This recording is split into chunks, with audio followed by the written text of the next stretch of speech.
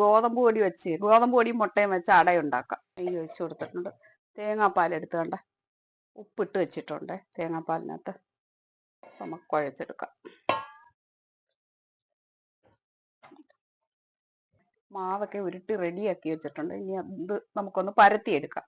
അതിന് വേണ്ടി മുട്ടയ്ക്ക് ഉള്ളി, വെളുത്തുള്ളി, ഇഞ്ചി, പച്ചമുളക്, തക്കാളി എല്ലാം കൂടെ ഒന്ന് വാടട്ടെ. അടച്ചു വെക്കാം നമുക്ക്. ഉപ്പിട്ട് വെച്ചിട്ടുണ്ട്. നമ്മുടെ ഗോതമ്പ് പരത്തിനകത്ത് വെക്കാനായിട്ടുള്ള മസാല റെഡിയായി. അതിനകത്ത് നമ്മൾ ലേശം മഞ്ഞപ്പൊടി, മുളക് പൊടി ഒക്കെ ഇട്ടൊന്ന് ഇളക്കാം. മസാലപ്പൊടി, ഗരം മസാല.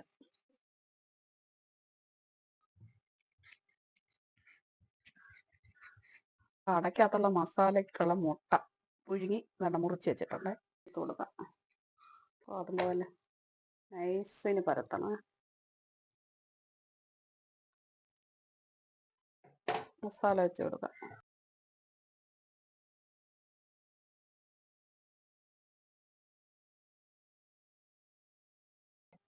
ഗോതമ്പ് പൊടി കൊണ്ടുള്ള മുട്ടയട റെഡി ആയിട്ടുണ്ട്. പിള്ളേരെല്ലാം വന്ന് കഴിച്ചു.